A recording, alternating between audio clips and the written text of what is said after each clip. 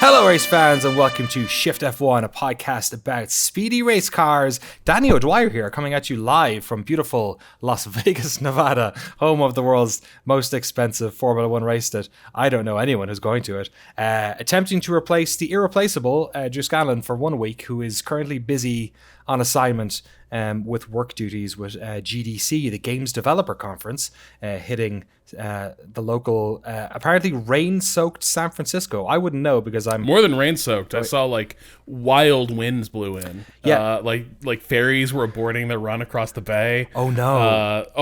Like significantly hazardous seas inside the bay. Yeah, I got a message from... That Rob Zachney, by the way, is, of course, here this week. I got a message from the guy who moved into the house we used to live in, asking for help with the roof because apparently some of the roof came off. And I was like, what happened? And he's like, this crazy storm's happening. So I was trying to like set him up with the person who owned the property. But it was like, I had no idea because we've been on a road trip, me and my wife and my kid, who may, by the way, especially if you're watching this on YouTube, walk past at some stage because we just arrived in Vegas. But we've been on the road for a few days, and last night we did the Grand Canyon. Have you ever done the Grand Canyon? No. It's exactly like you'd imagine. You get there and it's kind of like, it's a big hole. It's like, I think if you were down in it, it would be amazing. But looking at it, it's crazy how big and how high and vast the whole thing is. But it's also like, it takes a long time to get there through the desert, you know? It takes like hours with kids as well. It's like a little much. Yeah, I've heard that like to make it worth it, you kind of got to do some of like the canyon tours. But like if you just drive up to like the promontory that overlooks it, Yeah, so we mightn't have. We were kind of like we kind of needed to do it because we're doing like basically Phoenix to Salt Lake City, and that's why we're in Vegas now. But this huge snowstorm came in last night. We woke up and it was like, I won't say huge, but it was like half a foot of snow everywhere. So my daughter loved it because just best thing ever. Free snowstorm on the road trip. She didn't expect that. But yes, that is basically a large preamble to apologize if my audio is not good this week. I did go to Best Buy and get this headset. It makes me look like a pro gamer, again, if you're watching on YouTube. But we're not here to talk about YouTube. We're here to talk about the Saudi Arabian Grand Prix that just happened. Jeddah. What a spectacle. Before we do so, though, a massive shout out to all of our incredible title sponsors. My wife, Sharon. Alex Medina, Kikaha of the Art, at Team Blackjack, Michael Maves, Gordy's Army, at Talking Autos, Olivia Evans, IronStation.dev, TelemetryDeck.com, Drew Stewart, Bailey Foote, Abdullah Al-Thani, Jason Chadwick, Abraham Getchell, Enzo Anaerton, Octothorpe Bunny Crimes, Snakes, Alex Goucher, MVKB.com, I still have to click on that one, Circuit Demon, Troy Stamber, Umberto Roca, William Rumpf, Irvine Clinical Research, Lachlan the Madden Man, and of course, Jason Kelly. Happy St. Patrick's Day, by the way, Rob, as well. Did you do anything for St. Patrick's Day? Not really. I take it back. I watched people have fights in the parking lot. Oh, really? I watched like more police than I've seen in the time I've lived here. Just like take up stations along the main drag, so that they could be not so they could do anything, mind you, but just so that their mere presence could keep things to like a manageable level of decadence. Where exactly are you? Without doxing yourself on this podcast. I'm in Lowell, Mass. Okay. So it's a small post-industrial city in northern Mass. Okay. But does have a reputation for being a bit rough and tumble in some ways. But the big issue is the out-of-towners who come into the downtown to their like little pubs and just treat it like a giant rec room. Okay, yeah. Kind of like they do in Vegas, but Vegas is kind of set up for that. It's built for that, yes, it's America's giant rec room. I will say I saw at least 3 big LED boards advertising the Grand Prix and saying grandstand packages now available. Presumably, they're still available because they cost like 10 grand. That would be my assumption. I assume. But I did get to drive down part of the track today, of course, the strip. So that was a lot of fun. Where they probably didn't celebrate St. Patrick's Day, at least not in the way they do back home, was the Kingdom of Saudi Arabia. So how about we head on down to Jeddah and talk about the race before we jump into what is kind of a decent amount of post-race news, although much of it tied up to the race. I watched the race hours later, so everything had sort of filtered through the various FIA systems required. But it seemed like in real time it was a bit of a mess. But let's go all the way back to qualifying. Obviously, there were some standout moments. Max having a drive shaft problem, sort of in a way mirroring the trouble they had at Ferrari last week, which left Leclerc in a situation where, regardless where he qualified, he was taking, was it a 10th place penalty? Yeah, I want to say that because he started 12th. I don't think he would have been promoted. Yeah, that makes sense. Yeah, and of course, spoilers, he did qualify in second. Lando had a crash as well, sort of after talking up a bit about McLaren, saying that maybe the reception to what happened the first race in Bahrain wasn't as serious. Like maybe McLaren were in a better spot than that, and then unfortunately bins it. Logan Sargent also had a lap deleted. That was his timed lap, and I'm not sure if he ended up setting a time in that session after the fact. So they had a bit of a tough one. Oscar Piastri made it into Q3 though, which was a bit of a standout as well. Yeah, not bad. So we're getting good. We're starting to get a good look at some of the rookies as it all goes down. Let's talk about qualifying though. I guess let's actually talk about the starting grid just to clear things up a little bit more. Sergio Perez did get pole position. I'm not going to say because Max was unable to set a time himself, but obviously something to do with that. Alonso coming in second, he got third in real time, but obviously got promoted when Leclerc got dropped down. George Russell in the Mercedes. What do you think about that? I mean, we'll talk a bit more about it in the race. Yeah. Maybe not quite the hunk junk it was shaping up to be, but again, also clearly the third car at best on the grid. Right, but the best Mercedes by quite a few number of positions here. Carlos Sainz in fourth, starts fourth. Lance Stroll, he's no Fernando Alonso, but he still manages to put his one in fifth. Ocon's in sixth, Hamilton seventh. Oscar Piastri gets promoted up to eighth. Pierre Gasly in 9th, Nico Hülkenberg in 10th, Zhou Guanyu in 11th, Leclerc in 12th, as we mentioned, K-Mag in 13th, once again, qualified by his new teammate, Valtteri Bottas in 14th, Verstappen sits in 15th, so if I'm right in remembering, he made it through Q1 and then had his issues in Q2. Yuki Tsunoda's in 16th, Albon 17th, Nick de Vries in 18th, with Norris behind him, and Sargent warming up the rear there. No other mad news prior to the race kicking off. Shall I throw it to myself for the first lap? Yeah, it seems like a good idea. I didn't watch any of the preamble of this one. Did you see any actually? Did you see any grid walk or any of that stuff? I don't know how many people end up in Jeddah. Well, so the thing is, ESPN doesn't show a lot of that stuff. Right. ESPN has we cut to the start of the race and then we cut out. They don't. I feel like I'm not seeing their full Grand Prix morning show that Sky runs. So that's there's a lot of stuff they do for that, but I rarely get a chance to see it. To that point, actually, I believe the Rewan Taruia was the person waving the checkered flag at the end of the race, who was somebody I promised myself I would Google. He's probably incredibly famous somewhere in the world. I have never heard of him, so perhaps it's just a different type of celebrity, different part of the world. So we don't know some of these folks. Anyway, as they get off, I guess there is one thing to say before the lights went out. Fernando Alonso, the second driver this year to not park their car in the proper grid spot. This time he was too far to the left, this is the first time I've ever seen that happen, where somebody missed it sort of horizontally or something, laterally. Yeah, actually after the race, when they were talking about the penalties that were sort of incurred about this, Russell, I think, putting on his GPDA chief hat, was saying that we can't really see the lines when we roll up in these cars. Like our seating position is so low. He said it is incredibly difficult. It is incredibly difficult to see. We are sat so low, and to put some perspective on it, we only see the top 4 or 5 inches of the tire, so we cannot actually see the ground itself. We have these big, long yellow lines pointing out, but I cannot even see the yellow line, let alone the white lines determining your lateral position. So it is really, really tough. So that is why I think in this regard we need to show a little bit more common common sense. And Alonso, of course, because he's in grid spot 2, doesn't even have the car in front of him to sort of eyeball perhaps where he's meant to be. Perhaps a wonder that was it Carlos Sainz, I think it was. Oh no, it was actually Russell who was sitting behind him.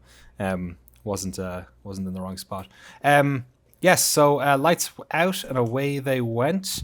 Alonso, regardless of his grid position issue, ended up getting ahead of Sergio pretty much right away. There was also an issue, I think it was Oscar Piastri ended up losing his front wing in that little melee, was it, on turn 3? Yeah, so he went, I looked at it, it may have been it's the start of a race, where you're going to go, but he got stuck on the inside of 1. Yeah.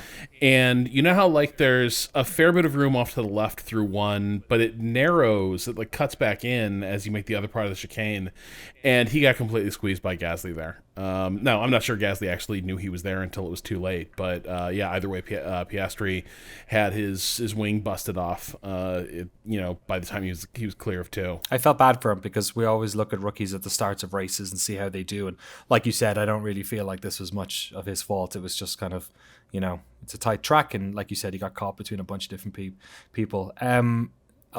So what else happened? Piastri ended up pitting at the end of that first lap. Norris also hit debris. Yes. On that same. Well, and I'm wondering, was it bits of Piastri's car? It had to be. He hit it, I think, on the ensuing straight, but maybe there's still some stuff coming off Piastri's car by that point. I don't know. There was numerous times in this race where there clearly was pieces of carbon fiber in the track, and people, even during one of the safety cars, where people didn't seem to be even talking about it on the radio. Maybe we just weren't getting those broadcasts.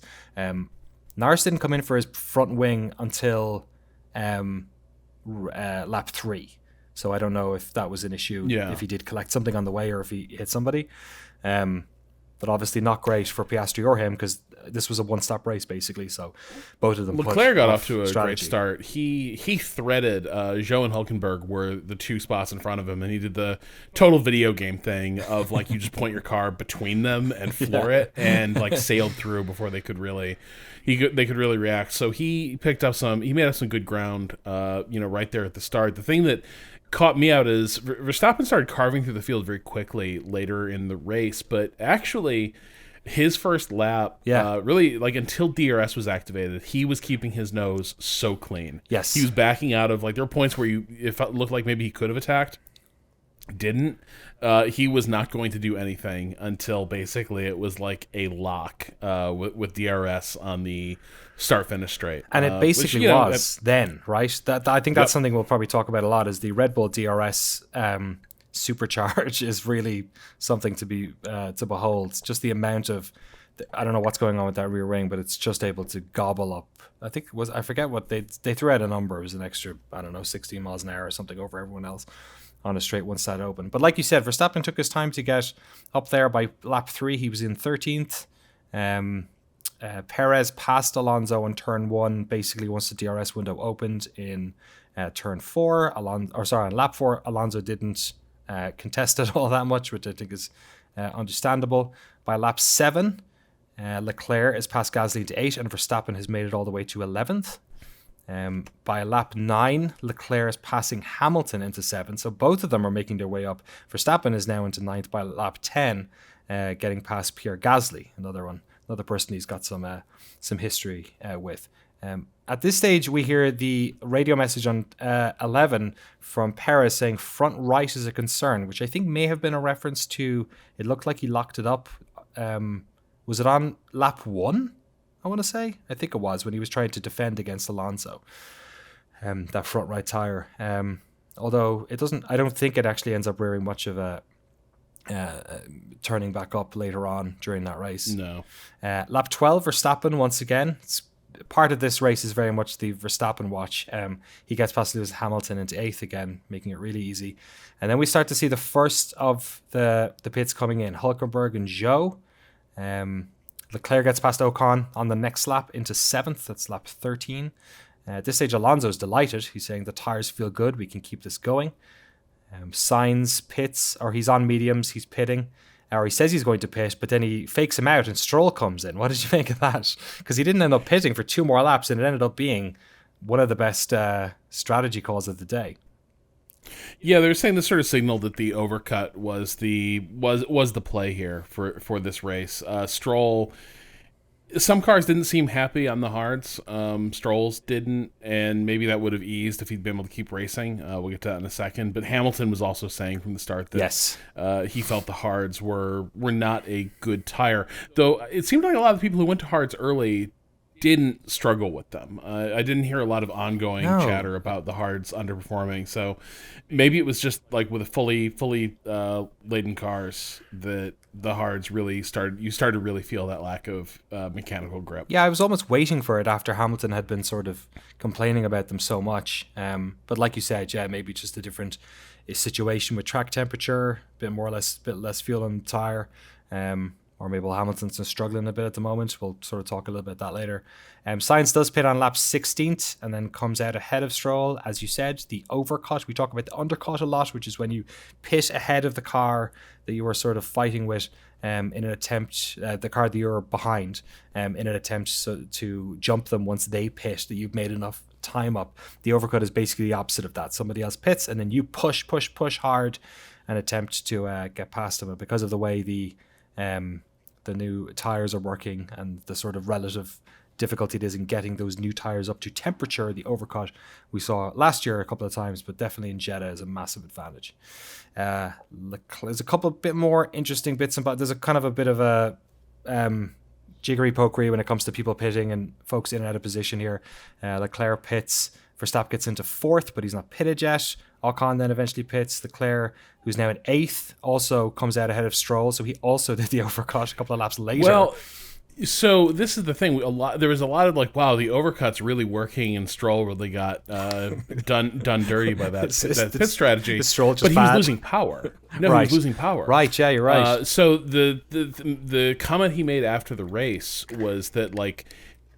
For several laps before this retirement that happened, I think on 17, he was feeling just the power going away on the car. And I will say I watched some of his in-car, before we casted, and like from fairly early in the race, they seemed to be doing slightly more like mode management that I'm used to seeing early in the race, as if there is something that they are seeing that they're like, one of those like early indicator lights maybe that something's not right. But either way, they seem to be tweaking a lot of stuff. And then, like at some point, I think lap 17, we get the message like, Lance, stop the car. Stop the car right now. And I had wondered if it was tied to, on the starting grid, smoke was pouring off his tires. You're right. Yes, before the lights went out, his brakes were, for a long time. And then when they stopped it, the track workers started hosing him down with extinguisher on the brakes. But apparently it was a power unit issue, so presumably then it was just the minute they stopped the car, the brakes sparked up again. Okay, and they were suppressing them. But the other thing that's a bit odd here is that Stroll nurses the car into basically a runoff area, parks his car at one of those like breaks in the track wall where you can just pull the car through. It still brings out the safety car. Yeah, and so it turns into a lot of cheap stops for a lot of people, but it's also a godsend to Fernando, right? Because at this point, he has received the word that he had that starting procedure violation. And initially, the Stroll stopped literally like 3 seconds before Alonso is at the pit entrance, and by the time he learns the Stroll stopped, he's past it. It's the worst possible timing, But it didn't seem to matter that much because everyone got such a safety car slowdown that he was still in a nice little pocket where he could take a cheap stop. And yet it was still maybe not. They still found a way to make it almost cost quite a bit more. Yeah, it kind of went. It was the it's usually like if there was a scenario in which Stroll had pitted and Alonso was the first one to come in, and Stroll had put the car on a part of the track that really necessitated a safety car, we'd all be talking with conspiracy, like Crashgate 2.0. He's done it again. You know what I mean? They come 100. Yeah. But because, like, in fairness, I felt bad for it ended up working out for them. But like you said, Lance did a great job of putting it where he needed to put it. It's actually tricky. It's probably the only part of that section you can get out there without causing a safety car, to my knowledge. I don't think, because the rest of it's too windy. And then, like you said, yeah, it was worse for Alonso. But huge amount of people coming into the pits in all manner of different orders and different laps. It was very strange. Albon, De Vries, Russell, Perez, Verstappen come in. Alonso does. Then eventually Hamilton does as well. Norris does like 2 laps later. Like during the safety car basically and ends up in last. I'm not sure what Norris has probably he's easily done more pit stops than anyone else this year, because last week he did 5 in the first race. There was a bit of frustration between who was it? It was whoever was behind Hamilton. Oh, it was Leclerc. His engineer said, push between the safety car lines. Hamilton starts pitting, which obviously means that there are 2 safety car lines on the start-finish straight. You don't have to abide by the speed trap rule there. You can just push as fast as you want. And he hadn't told him that because Hamilton was basically going to undercut him, essentially. And then Leclerc says, Xavi, you need to tell me that before. So another window into the communication errors perhaps over at Ferrari. Or maybe the director just knows we're going to talk about it if it's Ferrari and they let us hear that stuff. I don't know. Lap 21, green flag. Ocon gets past Gasly. We have a lot of 2x2s here. Alpine, Haas and Williams, 2x2x2 all the way down. Lap 22, speaking of, Hamilton gets past Gasly. I have a note here saying that the Mercedes hit some debris. That was some of the stuff that was left over. I don't know, was that from the initial issue at the start of the race? By lap 23, the DRS is open and Verstappen goes on a hunt again. He gets past Russell. Doesn't even wait until the final turn. He does it on the penultimate straight, which is pretty impressive. Verstappen then on lap 25 gets past Alonso into second place. Albon shouts, "Oh my God, brake failure," which is maybe the most dramatic call of the race. It wasn't brake failure, but obviously he was having a bit more travel on the brakes, I think. I don't know. I mean, he was driving as if he just didn't trust that he had brakes, right? Because he was like sort of coasting over chicanes. And he stayed out. He didn't go in right away. They were, I guess, troubleshooting it. But yeah, he was like off racing line and just kind of like coasting home for like a lap and a half. There's a couple of little fun battles happening here, kind of all over the place, but there's an interesting one between Sargent and Hulkenberg, which ended up going on for much of the rest of the race. Leclerc is also quite frustrated at this period for being behind Carlos Sainz. He thinks he's got the pace, he's definitely got the tyre at this stage, and a little bit frustrated that he's not getting past. Sainz having a bit of a, slow day, I think. He didn't really seem to... I don't know if he's not a street circuit guy. I can't click that one out of my head. I mean, I don't know. Like, they just weren't getting. They weren't getting up on the Mercedes. I think might also be the key issue. So I don't know. It's like, was he having that? Like, Leclerc's always going to think I have pace in hand. Let me through. But would he have been able to make a mark on the Mercedes as he hoped? I don't know. I guess speaking of which, what did you make of how things played out at Mercedes? Because to me it seemed cut and dried that with Hamilton on a medium and Russell on a hard, that you were just going to swap them and let Hamilton do whatever he could on that tire. And that was certainly Mercedes' initial plan.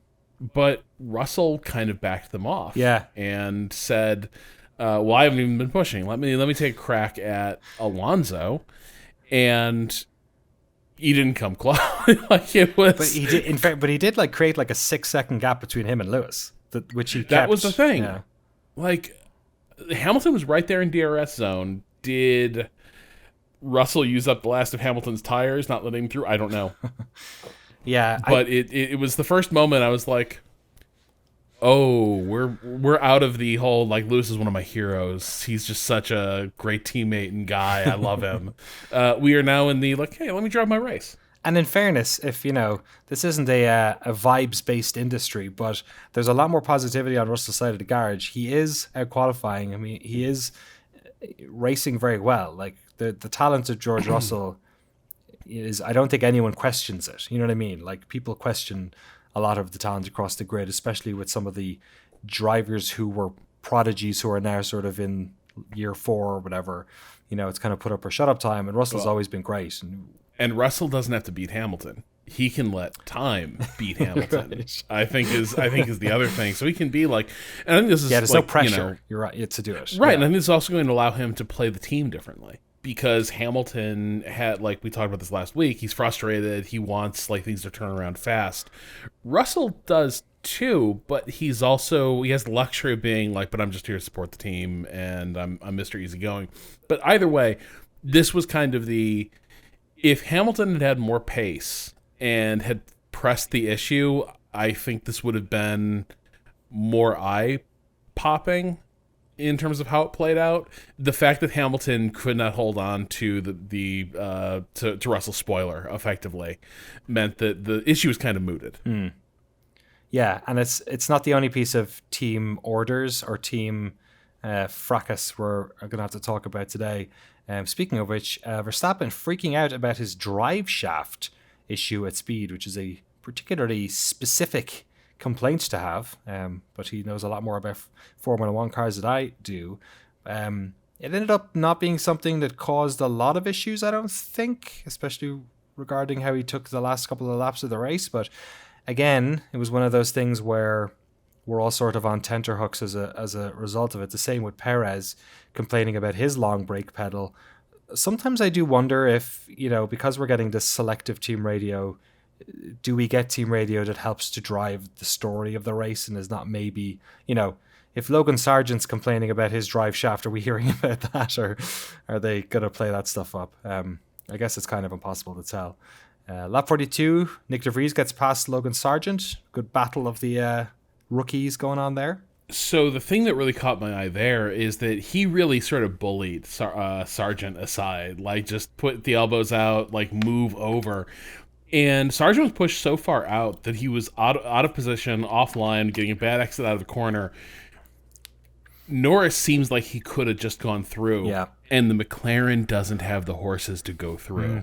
And that was like maybe the clearest moment I've had of like how deficient that car is. Yeah, because you could not ask for like Sargent was cooked. Like there's, you know, he couldn't have defended it.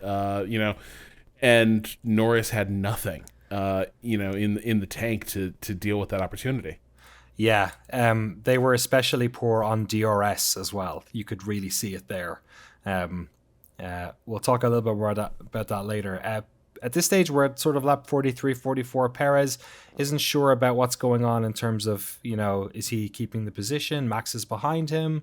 Are they racing? Is he free to push? They're giving him sector times. I think they're saying like certain time +4. And he's like, well, why do I need to do that? Can I not? What are you telling Max? As it stands at this stage, Perez will deny during this race. If Perez wins, he'll deny Max the 16 out of 21 record, which has never been beaten. The ability, any one driver to get 16 wins out of 21. Both Max and Michael Schumacher at this stage have the 15 races out of 20, which is the current record. So, you know, I'm sure many people won't care about that, but I bet Jos Verstappen knows all about that and is probably not very happy about it. I think, you know, there was a lot of discussion about because Max goes from being very concerned about his potential drive shaft issue to suddenly being like, hey, wait, what's fastest lap? I want to know. And they didn't want to tell him. And I think the Red Bull pit wall, my read on all of this was the Red Bull pit wall wanted to bag the 1 and 2. They didn't want anybody pushing for anything, and they kept trying to give guidance to the drivers. Like, hey, here's a target time to set that isn't going to take anything out of the car. Make the best choice. It's like when you tell your kids, you say, like, here's 3 meal options, and one of them's chocolate, you know, fucking cake, and you're like, make the healthy choice, and they go, well, no, this is what I want. But like Red Bull ended up having to do like kind of damage control over this because Verstappen's messages were clearly like, you know, they were telling him we don't care about fastest lap, and I think he quite fairly said, but I do. Yeah. Which is certainly his right as someone who is, you know, we don't know what the championship fight is going to end up looking like. And Perez came out of this feeling a bit ill-used, but, his feeling was they didn't tell him until very late, but they did tell him by the end, you know what, we're taking our hands off the tiller. Everyone can do what they want. They did say that when he had time to set a fastest lap. Oh, really? Okay. They didn't give him a target. So I think, Perez came out of this feeling a bit misled or ill-informed, and I think Horner had to do some damage control, basically saying there's no controversy, there's no real friction. It's just like this is how things played out. And fundamentally, I think that's true. I think the drivers end up feeling more raw about this weekend than the team, and the team is just kind of dealing with the vagaries of racing. Max, was handed a car that failed in quali, and he had to do a recovery drive, and after the race he sort of said pretty frankly, and this quote was taken out of context, he said, like, good result for the team, but I'm not happy. The full quote was, like, much less incendiary, where he was like, the full quote was basically, I came here, I think I would have won if I'd had a car that was working through qualifying, and I'm not happy that I had to do, like, a recovery drive to end up in this position. And again, like, is it the most graceful thing in the world? Maybe not, but it is a fair reaction. I think as the years have gone on, I have learned to sort of, if nothing else, appreciate his starkness. Like, he tells it the way he sees it. He doesn't, BS or anything. He gives his honest opinion. And, given where they ended up, I don't think anyone would say otherwise. Like, he drove the car off its wheels, and obviously Perez didn't have much of a battle with Alonso, so maybe his true pace was different, but Perez is good at street circuits though, so that's the other thing as well. Like, this is a circuit there where he's going to push it to the limit. Last thing I'll say, like, toward the end of the race, Piastri and Norris had a bit of a duel. I've got a couple of little bits here. There was Magnussen got past Yuki on 46 just when you were saying that part where Verstappen was complaining about the fastest lap. He did it on 9-lap older tires as well, which I think is worth mentioning. And around the time we had this Piastri and Lando sort of fracas where they were told not to fight, we also got word from Russell's engineer about the Fernando Alonso penalty that might come down. Before we talk about Piastri and Lando, I want to ask you about this, because my sense when I heard this was, okay, if you're going to get a penalty for somebody touching the car, which is something we're all during the 5-second stop penalty or 5-second penalty that he got on his pit stop, where no one's allowed to touch the car for 5 seconds, 5-second penalty served, touch the car. We're all very familiar with this because the exact same thing happened in the first race with Esteban Ocon. In that scenario, he was told within a couple of laps that there might be a penalty. The thing that I felt in real time was, you can't do that now. You can't do that 30 laps later. What was your feeling about that? So I had when he served the stop, I saw the Jackman, and I was like, Me too. Did he touch? Oh yeah, yes. The rear camera angle, like, it looked like they were too close for comfort. And so I was not really surprised to hear that had come under closer review, probably because the FIA had those. My guess is they had the overhead cams as well that could sort of see what was going on. And so I am certainly. I think people love I think a lot of F1 media runs on outrage press about shoddy stewarding and like what a joke of a podium, what an absurd situation that. Yeah, look, a million things happen during a race. They have to be adjudicated. It got cleaned up within an hour or two of the podium. Like, I'm not going to sweat it. They run 23 of these things a year. So I could not get exercised about it. Now, I did feel like it did feel so shitty to have Alonso's race be kneecapped like that via a penalty that was like the definition of ticky-tacky. Like, literally it's ticky-tacky, because all the guy did was like just the barest whisper of contact between the mechanic and the car, which is different than the Ocon situation, because that was a situation where their timer was calibrated incorrectly and they started servicing the car early. This was just they got in a position wrong and they didn't really gain an advantage from it. But also my reaction is, Stop trying to save. Just don't touch the car. Don't do it. Don't do it. You compare this to like endurance racing, and like the way they serve these things is you pull into a little penalty area at the end of the pits, right? And like guy stands there with a stopwatch. Dude, and you aren't hurrying that course worker at all. Like maybe it'll be 5 seconds, or maybe like you'll get a late reaction. Sure. Didn't they? I feel like 10, 15 years ago. This might be a Streisand effect thing, but didn't they used to have stop go penalties where you weren't allowed to touch the car? Where you just that's still a penalty. Right, so the stop go is different from the 5 second penalty. But they tend not to give them anymore or something. Like I feel like I haven't seen one. Yeah, it's kind of like the nuclear option in terms of like in race punishment. I do feel like in the 90s you saw a lot more stop and goes.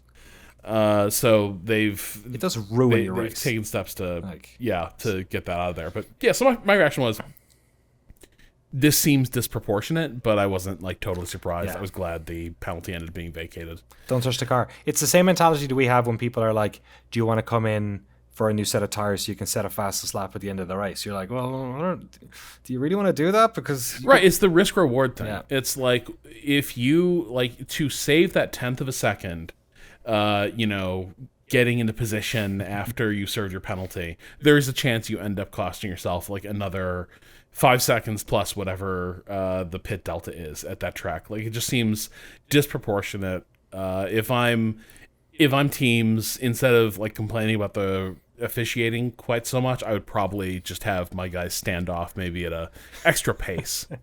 Stand 2 feet away from the car. Don't even look at it. And then lap 48, Piastro. God, that's what we call it. It's like Bienifer. Piastro boy. Piastro. Piastri is let past Alonso. Yeah, Lando. They tell Lando to let him through, which is another moment of like, Lando's gonna burn that garage down. Like, I mean, he's in like what? This is like 18 for 19 or something. No, but this is the point. Is they're like, hey, Lando, could you let the kid go have a shot and work on his racecraft? 2 laps before the end of the race as well. We should mention. Let him go fight with Sargent. Let the 2 rookies fight. And Lando has been like the leader of this team for a while. Like, his career got off this great start. Like, he was a peer of Russell's. Russell's now driving up at the front with Mercedes, and Lando's in a team that used to be really, really good, and now it's like he's helping run a daycare. God. Not to be overly dramatic about it. Can I ask you one thing, Rob? What do you think? How do you think Danny Ricciardo's feeling right now? Oh man, it's gotta be there's gotta be some schadenfreude, right? Like there's gotta be some like I relief told you, or something. Shit. Yeah, like now everyone's back in 20th. Exactly right. Yeah, not just me. So yeah, bit of a shame for them at the end of the lap, or end of the race. We're talking about McLaren's the doldrums being overhyped. Maybe last week it didn't really show that to be the case. During the also race. say this. So remember, they tell Alonso, "Hey, it'd be cool if you had a 5 second plus difference between you and Russell." You're right, and he just pulled it out. Russell was like giving everything he had to try to like claw into within 5 seconds, and Alonso was just like, "Okay," and like. Immediately like got the exact like Alonso's ability to dial up exactly what is required at the moment is kind of eerie when you see it unleashed. Yeah, it's something else. Also says how good that car is, though, that he's just like comfortably driving around with a lot of performance in his pocket. There's a lot of people comfortably driving around in very good cars. One of them is Max Verstappen, who comfortably sets the fastest lap on lap 50.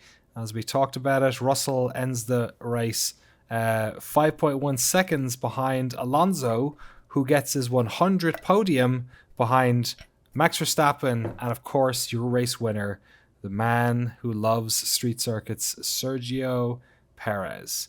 Piastri did get past Logan Sargent. It wasn't shown on television, I don't think, but right there at the end, which was still good. Or which was something special for him, I'm sure. And then Verstappen, in getting that fastest lap, denies Sergio Perez, much like Perez denied him that, made up 16 out of 21. Who cares? It's like a statistic. he denied Sergio Perez a chance to be the first Mexican driver to be leading a Formula One World Championship in something like 70 years. For now. Well, yes, that is definitely the story of this year. If we'll see how long it lasts, but that's how they ended up. The final race results standings here, like we said, Sergio Perez in first, Max Verstappen second, Fernando Alonso in third, George Russell fourth, Hamilton in fifth, Sainz in sixth, so decent run by Hamilton in the end. Leclerc in seventh, Esteban Ocon in eighth, Pierre Gasly ninth, Magnussen 10th.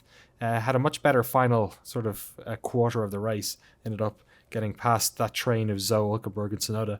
11th was Tsunoda, 12th was Hülkenberg, 13th Zhou, 14th Nick de Vries, leading the rookies here. Piastri in 15th, Logan Sargent 16th. Sorry to call you a rookie, Lando Norris in 17th. Valtteri Bottas just had a real stinker, a lap down, takes 18th position. And Alexander Albon, who I think I might have forgot to mention, did not finish the race. And Lance Stroll, who obviously had a DNF as well. It was the 27th lap, I want to say, that Albon ended up pitting his car. And that was the Jeddah Grand Prix. We do standings. Check where everyone is. I guess we should. I'm no Drew Scanlon. I'm doing my best. There's a lot of this that it's like, oh, the car drives itself. No, Drew drives it. Exactly. It's hard to put on the boots every now and again. I did 5 hours of driving myself. I woke up. We went to the Grand Canyon, like I said, and then I had like 90 minutes of snow to get out of the Grand Canyon. I didn't know it could snow at the Grand Canyon in March, but apparently that's how it works. And I also did have dinner at the Rainforest Cafe, and I had a Mai Tai, so that's probably also contributing to this somehow. Driver standings, Max Verstappen leading by a single point. He's in first position with 44 points. Perez behind him with 43. Fernando Alonso in third position with 20 points. Carlos Sainz joint fourth with Lewis Hamilton with 20. George Russell has 18 points in sixth. Lance Stroll in seventh with 8 points. Charles Leclerc in eighth with 6. Valtteri Bottas and Ocon sharing ninth with 4, and with Pierre Gasly. Apologies, Pierre. K-Mag and Albon have a single point, and Tsunoda, Hülkenberg, Sargent, Zhou, De Vries, Piastri, and Norris have a goose egg, but it's only been 2 races, and it's a 23 lap 23 race season. Just to take a quick look at the Constructors' Championships, to no one's surprise, Red Bull already running away with it with 87 points. Aston Martin with 38 in second. Mercedes with 38. Sorry, they are joint. Race positions will obviously give them third, but also with 38 points. Mercedes, Ferrari in fourth with 26. Alpine are in fifth with 8. Alfa Romeo in sixth with 4. Haas and Williams have a point apiece, and AlphaTauri and McLaren have a goose egg. Rob, should we talk about what happened after the race with regards to Alonso, or maybe it was Russell's podium? So the big thing is, Alonso goes on the podium, and then immediately after, he is handed the penalty, and Russell's given the podium, and Russell and Alonso, the trophy. Yeah, like apparently, literally, like, hey, you need to give that hardware over to us. We can give it to Russell, and Russell and Alonso both give very like "I heart you, bro" quotes to each other. Like Alonso's like, "This sucks," because like George deserved to be on that podium. If he's gonna get the position, he should have gotten the podium. He should have gotten his moment. And Russell's like, "I don't think I should have gotten the." It's all a bit disproportionate. But the real kicker to all of this is and this is why I'm not that irritated by these things taking a moment to shake out, because there's an appeals process, and in that appeals process, Aston shows up with a ton of videos of Jacks touching cars while serving penalties, and so the FIA is like, well, clearly then this is how people expected it to be working. We thought there was an understanding that nothing could touch the car. That was the basis of the original ruling. Clearly that's not been the case. Ergo, we're going to vacate the penalty and restore Alonso. And the whole thing was wrapped up by like 1 a.m. local. And then they will issue further clarification about what the actual rules are here later. So we can we'll see what the settlement is there. My guess is they'll want to remove what ambiguity remains in this role. Yeah, you can go into detail on this one. There was a if you want to, but like you said, it's a lot of it is in the detail. There was what was it? There was an understanding that they had a drivers' meeting in relation to this sporting guideline that you're not supposed to touch the car, but that was, like you said, the jack thing apparently. So the stewards ruled on, like, there's a sporting advisory committee meeting that the stewards thought it had ruled one way. Yes. But to quote The Wire, it's the other way. So we'll see. But it was clearly a bit of a a lack of alignment between the stewards and what the team's understanding of what this rule actually is. And so that, the Alonso thing got cleaned up pretty fast. The Perez and Verstappen fastest lap rate kind of covered.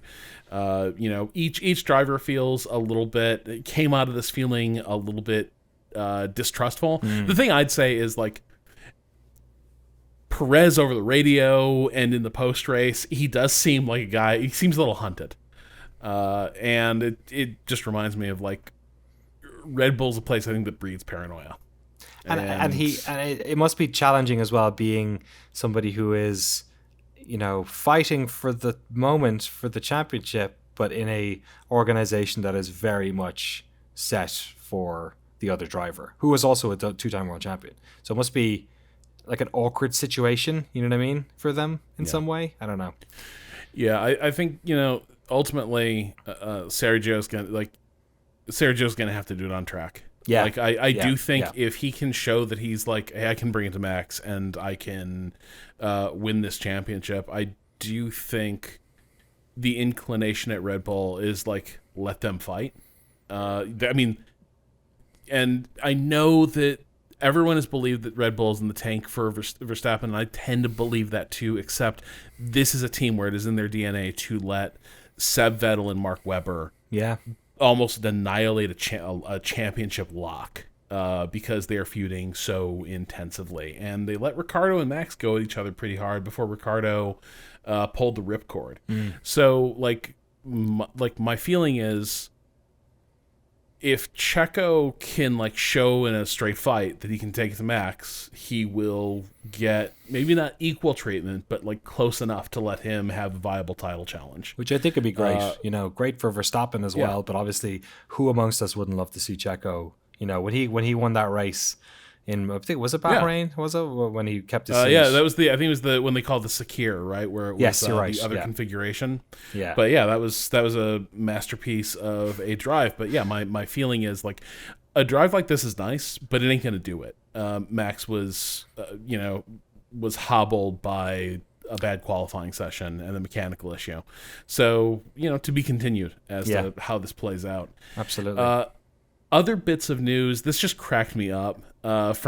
Speaking of Red Bull and, like, just motivational strategies, Franz Tost before the race was talking about, like, performance upgrades that are being promised for the somewhat underwhelming AlphaTauri, and he just unloaded on his engineers. He's talking about, like, things are bad in Bahrain. Maybe it'll be a little bit better in Saudi Arabia. But then he says, the engineers are telling me that we'll make some good progress, but I don't trust them anymore. I just want to see the lap time because this is the only thing which counts. And I guess, like, one of the reporters sort of goes, like, wait, do you really mean that? And he doubles down. He says, during the winter months, they told me the car is fantastic. We've made big progress. Then we come to Bahrain and we are nowhere. What should I say? And I love it. Like, Franz Tost always seems to me like the most... he's the grumpy neighbor of the paddock or something. Yeah, and he's just a real sicko for racing. Like, this is the guy who said, like, any moment we're not running races, for me, is like a moment just wasted in a life. And so he just, like, fires from the hip like this. It's so funny if you think about, like, the Codemasters games where it's like, which department do you big up after this? Like, always be nice about your various departments. And here's Franz Tost being like, they're all a bunch of liars. They're full of shit. They don't know anything about this car. And it's like, unfireable. He'll do whatever he wants. Yeah, I want Franz Tost mode in the next F1 game. Speaking of, I don't know if there's acrimony here, but Hamilton did split with his trainer, who we're used to seeing a lot of the times in the post-race and pre-race stuff, right? Yeah, he's been with Angela Cullen for ages. She's the woman that would always sort of be at his side in the car after the races. Performance coach, position I've always sort of imagined being a combination like therapist and also like personal trainer. But they released statements right before Jeddah that they were parting ways, and it was the standard like, wishing you all the best on your next journey, and it was very, it's the messages you expect when a long-time partnership breaks up. It wasn't clear as to what had happened, but then Toto gives an interview where he's asked about this change, and he just says, I think in every team, whether that is his close circle or also in a wider group, there's not a static situation that you can freeze because we all develop as people. We develop as an organization, and if things don't work out anymore, then we need to be honest about it and then bring change. Angela will always be a mascot of the team. She's the only one who has a louder voice than a starting car, but if this is what Hamilton decides, we will always absolutely support him, whatever direction he wants to take. So it's like Toto pouring gasoline on a fire that's not actually on fire yet. We didn't. It's like Toto. We didn't need to know that it was Hamilton's decision. Yeah, I think like we're good. Nobody's asking Toto. Stop. Hamilton and Cullen went out of their way to to not say whose decision it was, and Toto's like, yeah, I mean, obviously he fired her. Also, did you call this woman a mascot, and also say that she was the only thing that was louder than her was the car? I don't know if that. No. Toto, what are you saying? I don't know if this joshing is the right note, but I think the big thing is lost in translation. It just did sort of seem like he confirmed that this was a decision coming from Hamilton, and maybe less mutual than it seemed. But the other thing I would say is this: I mean, look, as anyone who's worked with a therapist for a while or worked in therapy for a while, eventually you have to fire a therapist. Yeah, totally. Yeah. Because you're like, we've gone on a journey. Like, there's nothing more that I'm really getting out of this. We are repeating sort of the same beats, same lessons. Like, I need a different angle on whatever my issues are. And the other thing that occurred to me, too, is 7 years is a long time. The season is longer and more grueling than it's ever been. She has kids. Like, it would not surprise me if there were moments, if there's just sort of a growing sense that this was just not sustainable for what they both wanted out of this. It's 7 years is a shocking amount of stability in the F1 world. And if you've got kids who are growing up at home, I would imagine there's a point where the whole, I'm going to fly around the world for 23 races a year from spring till winter. I imagine that gets a lot harder. It is the number one reason veterans of the sport retire. It seems to be, is people missing that family life, worrying why their kids aren't, or seeing their kids growing up, and also perhaps it's a big reason why many of the drivers don't, like Hamilton, for instance. You know what I mean? I don't know if he's partnered at the moment, but obviously it's very difficult, especially if you're determined in the sport to live those two lives fully or authentically. I mean, it's definitely it's kind of alarming in the way that this is someone that you just associate with being sort of a pillar of whatever team Lewis Hamilton means. Yeah. She is sort of the captain of that squad. And for her to sort of be dismissed or leave or whatever does kind of, again, in the midst of all the other signs that he's kind of unhappy with where things are at and the team's kind of in crisis, it does sort of feel like my first reaction, having said all this, there's a lot of extenuating circumstances. I see how you get here. My immediate reaction was oh, so it's Angela's leaving bad over at Mercedes. Right. Yeah. Second, exactly. And this isn't it's a mid-season. It's not a preseason thing. This is a 2 races into the 1 race, arguably, into the season thing. So much of that news I had come across. The next one, which we have the most information on, I'm completely going in blank on, I believe. Rob, what is going on with Haas and Russia? So let's put on our big allegedly and think about slander laws as we discuss this. Just assume the next Haas segment is entirely alleged. So PBS. So okay, here's some groundwork. So when it comes to exporting stuff abroad, there's kind of two conventions in U.S. law. There's ITAR and EAR. ITAR is for weapons exports, and EAR is for like civil stuff, export administration regulations, and that's the sort of stuff that Haas, machine tools and Haas automation stuff would fall under. Okay. Where shipping stuff that is classified under these frameworks requires getting export licenses in compliance with these rules. Now, crucially, and this is like foundational just to how EAR works, they anticipate that people might do a thing where they export to a legit partner and then it gets re-exported from that destination somewhere else. Right. And so foundational to that law is like re-exporting. That's not a, like, if it goes to a second location, you still need an export license for that. It's like, I've watched Lord of War. You can't just send the bullets to Italy and then have them sent to Egypt from there. You need to... Yeah. Right. This is very much the thing where it's like, no, if like you sent it to a first party and then they turn around and give it to the second party, like it's still on you to make sure that export license is in compliance with the law. So in addition to that, back from 2014 when things really kick up in Ukraine, there were a lot of sanctions that were sort of narrowly targeting parts of basically individuals who were in Putin's clique, and then also like direct military and oil industry stuff for Russia back in 2014. When the invasion began in 2022, things actually got a lot simpler.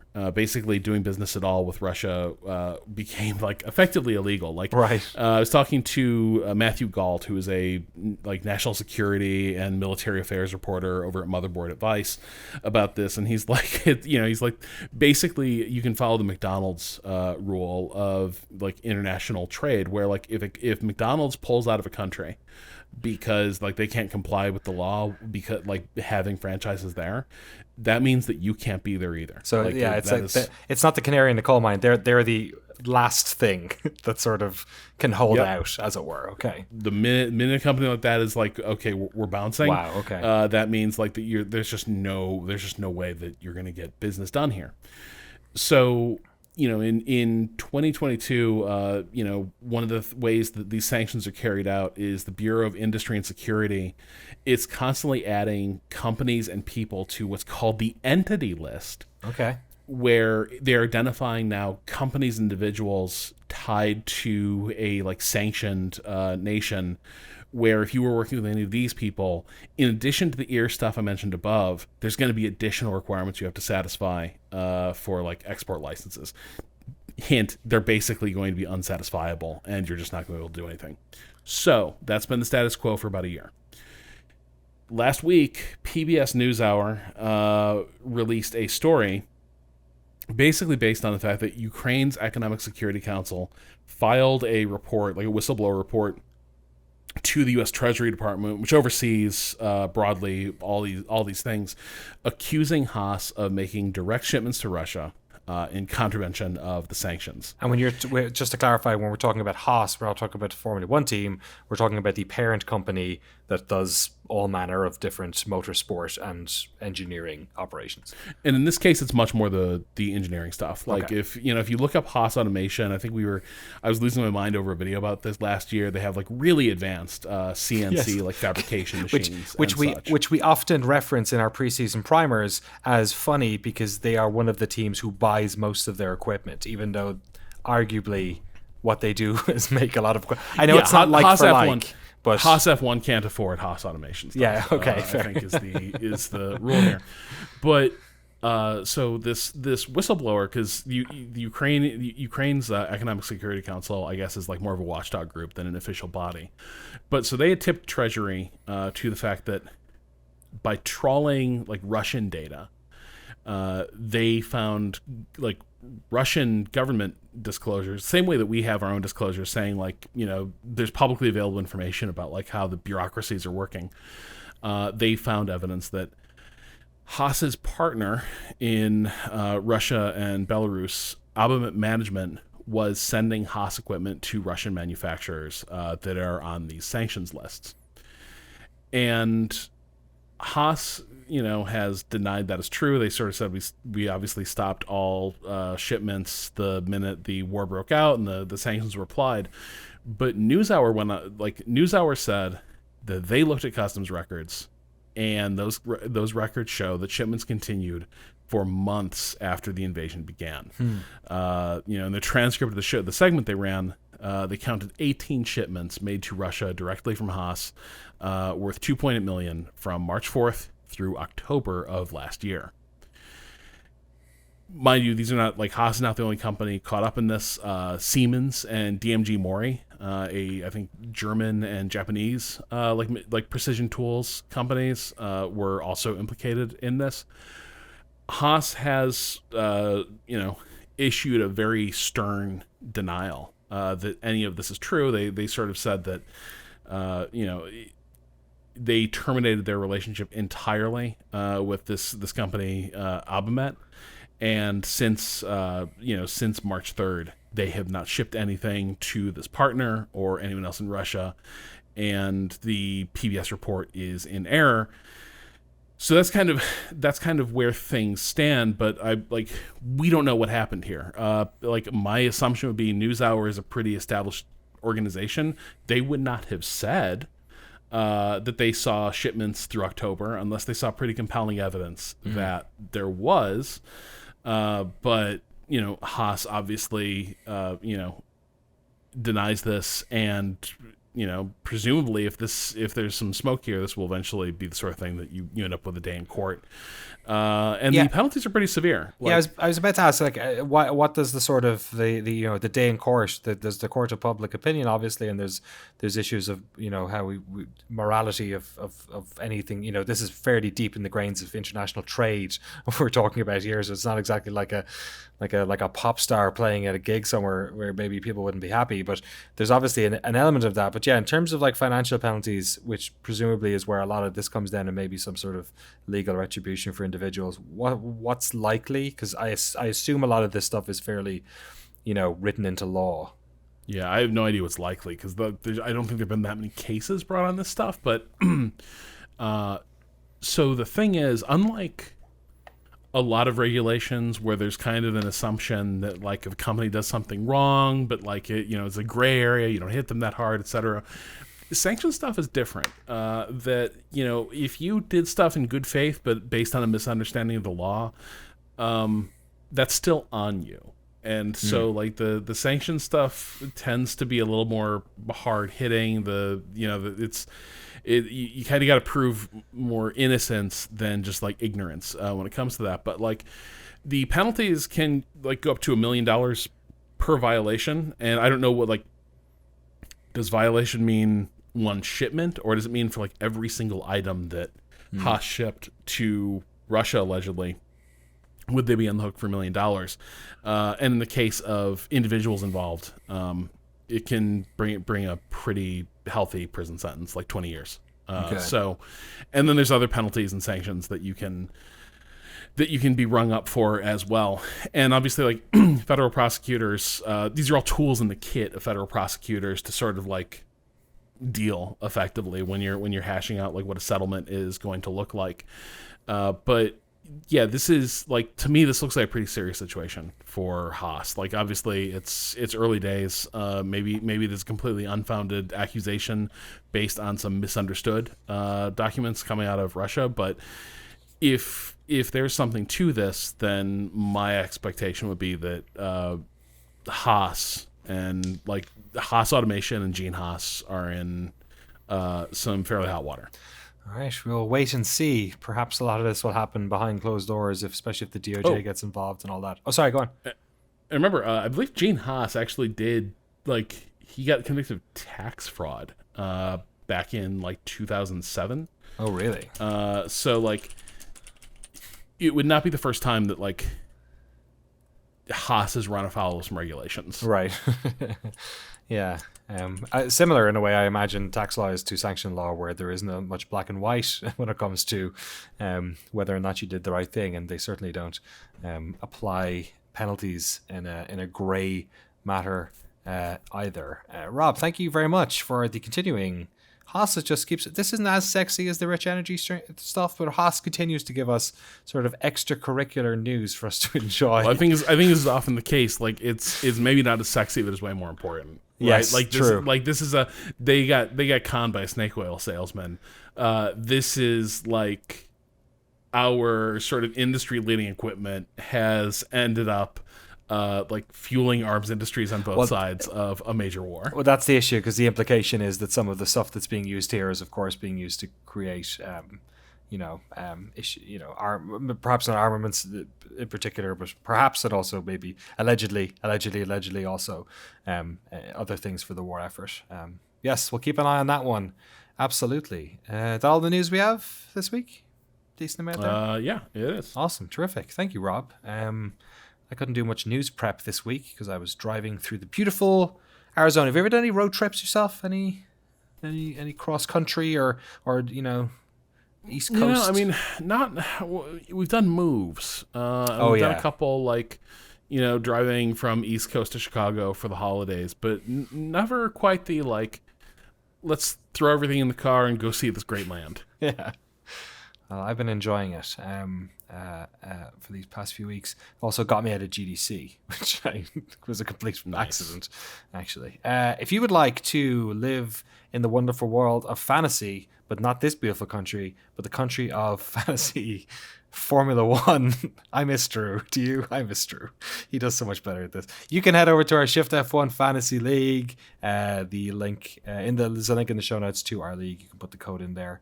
I did not do very well this week either. We are at Shift+F1 Podcast on Twitter and apparently on Mastodon. I'm at Danny Dwyer. He's Rob Zachney. Send Drew a message. Say at Drew Scanlon. Hey, what's up? Come back to the show. The guys really need you. That's everything for this week. I did forget the book last week, even though I was home. And here I am on the road with the book. Do we need to race around the world first? We do, but I did not have the time to prepare Race Around the World. We are not racing around the world. All right. Okay. Hey, there might be some races this weekend. You should look up whatever is your favorite racing series. And by the way, if you haven't watched the 12 Hours of Sebring, you should at least watch the last 2 hours of the 12 Hours of Sebring, or maybe the last 90 minutes, because things go bonkers. Oh, really? Great night racing action, and then it all ends in tears, where it becomes the classic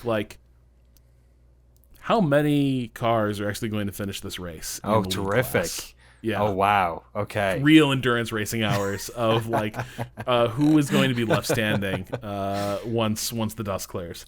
Excellent. We would have had Race Around the World, but the hotel we checked into, after driving out of the blizzard, the hotel we checked into, there was water damage in our room, so they had to rebook us to another hotel.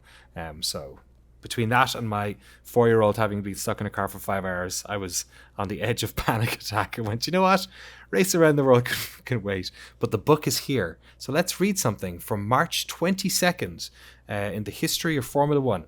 March 22nd, Nigel Mansell took a victory in the Mexican Grand Prix today in 1992 to make it 2 wins out of 2 for the mustachioed Englishman. As was the case for most of the season, there was no one to touch Mansell in his Williams Renault, and he was followed home by his teammate Riccardo Patrese for another Williams 1-2 in the last Mexican Grand Prix to date. I'm not sure, I don't know when this book was written, that's not true. A young Michael Schumacher provided the only slight challenge to the Williams in his Benetton Ford when he finished 3rd. It was his first podium finish in Formula One. There you go. We're talking about Fernando Alonso getting his 100, which he did after it was handed to George and then handed back to Fernando. And Michael Schumacher there getting his first on another beautiful March day. The next Formula One race is on 2 weeks from now. It is in Australia. It still feels weird to have Australia 3 races in. Very weird. The first year they did that was the pandemic year, wasn't it? Because it was at Melbourne. Because they canceled. They cancelled it, while they were there. Yeah, that was the last. That was it. We had. I feel like the thing that's really triggered this change is they don't do testing at Jerez anymore. You're right. So you're right. The minute they moved testing to Bahrain, then it was just kind of a twofer. Yeah, it made sense, I guess, to do it there. They just love racing at Bahrain or Sakir or whatever. They'll just keep renaming it and race there or testing. It doesn't. Let's go back to Bahrain. I mean, I love it. It's a good track. It is a great track. I like it a lot. So I dig it. But it does feel very weird that the season is not opening at Melbourne. Yeah. Your final thoughts on the race, Jeddah? Obviously, we talked about it last week. It's a track that seems to produce exciting races, perhaps maybe not the most exciting racecraft, but also one that can perhaps be quite dangerous as well. We didn't see much in the way of danger over the course of the entire week. But what did you make of it? Yeah, I mean, it was an interesting race in the midfield, but mostly in terms of how strategy was going to play out. Not the most dynamic race in a lot of ways. I think right now the thing that I'm finding a little frustrating is between mechanical difficulties and just like stuff going wrong for various teams. We're not getting a lot of like the shuffling of the table that makes for a lot of interesting racing. I really wonder like what happens if Stroll's car doesn't go out. Is he in the middle of mixing up with the Mercedes, for instance? That's if Leclerc doesn't have to take that engine penalty because the engine fails in the first race, is he in a position to have like more interesting battles? In this race, it felt like a race where like kind of everything conspired against a lot of dramatic on-track action, and I'm hoping that we start seeing a little more interleaving of the teams in the running order. Yeah, looking forward to seeing that in Melbourne, of course, with that new track as well. Nice and wide, some good opportunities for some DRS, especially at Red Bull. If you'd like to support the show and get access to all of our bonus episodes, the official Discord, and much more, you can do so over at patreon.com/Shift+F1. Have a great race weekend, everyone. We will see you all next time. Meow.